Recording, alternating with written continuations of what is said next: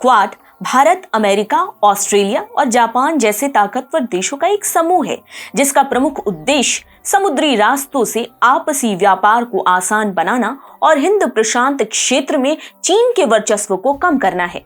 परंतु जिस उद्देश्य के लिए क्वाड का गठन हुआ उसमें वो सफल होता नजर नहीं आता। क्वाड देशों के बीच बातचीत तो होती है लेकिन उसका कोई असर जमीन पर देखने को नहीं मिलता क्योंकि क्वाड गहरी नींद सो रहा है। ऐसे में उसे जागने की सख्त आवश्यकता है। अब श्रीलंका के रूप में क्वाड के पास एक विकल्प है जिसके माध्यम से वो एक तीर से कई निशाने साध सकता है। नमस्कार, आप देख रहे हैं TFI, जो है देश का सबसे विश्वसनीय ऑल्टरनेट न्यूज मीडिया पोर्टल।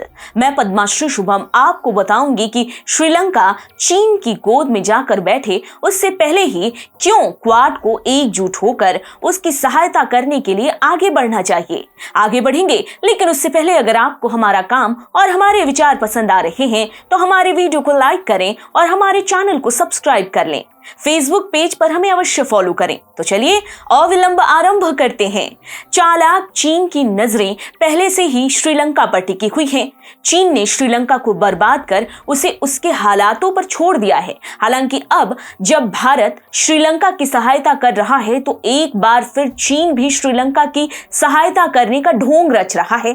चीन ने IMF के बेल आउट पैकेज के लिए श्रीलंका को वित्तीय आश्वासन दिया है। हालांकि ड्रैगन ने अभी तक इस बारे में कोई आधिकारिक घोषणा नहीं की है। मीडिया रिपोर्ट्स की माने तो राहत पैकेज के लिए चीन के एक्सिम बैंक ने शनिवार को श्रीलंका को पुनर्भुगतान पर 2 साल की छूट देने और विस्तारित निधि सुविधा यानी EFF से सहमत होने के लिए IMF को एक पत्र लिखा है। चीन ने ये कदम भारतीय विदेश मंत्री S जयशंकर के हालिया दौरे के बाद उठाया है।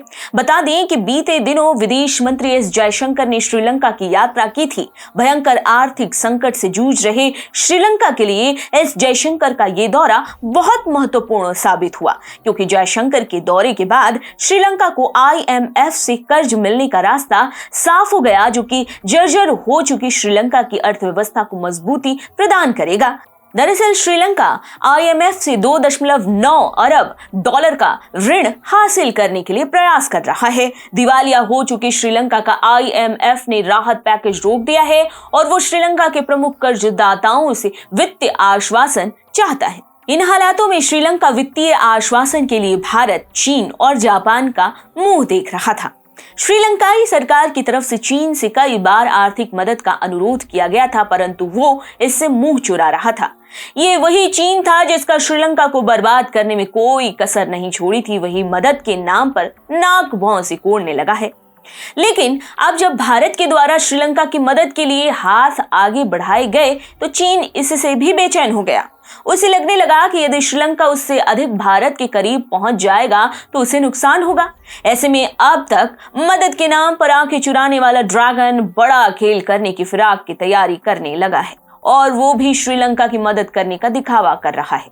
ये तो हो गई भारत और चीन की बात। अब आते हैं क्वाड पर कि कैसे श्रीलंका की मदद करना उसके लिए सबसे अच्छा अवसर हो सकता है। दरअसल हिंद महासागर में श्रीलंका की स्थिति अच्छी है।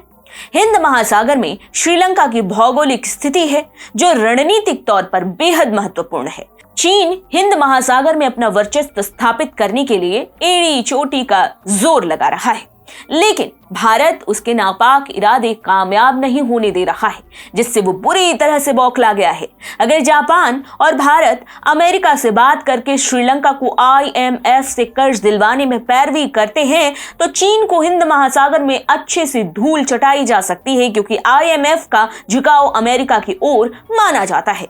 अगर अमेरिका भी श्रीलंका को IMF से मदद दिलवाने में सहायक होता है तो श्रीलंका चालबाज ड्रैगन के पाले में जाने से बच जाएगा और श्रीलंका के समर्थन के साथ क्वाड को भी हिंद महासागर में मजबूती मिलेगी। हिंद महासागर में श्रीलंका की स्थिति को देखते हुए उसे चीन से बचाना बेहद ही आवश्यक है। ऐसे में चीन को पटकनी देने के लिए ये एक अच्छा विकल्प साबित हो सकता है।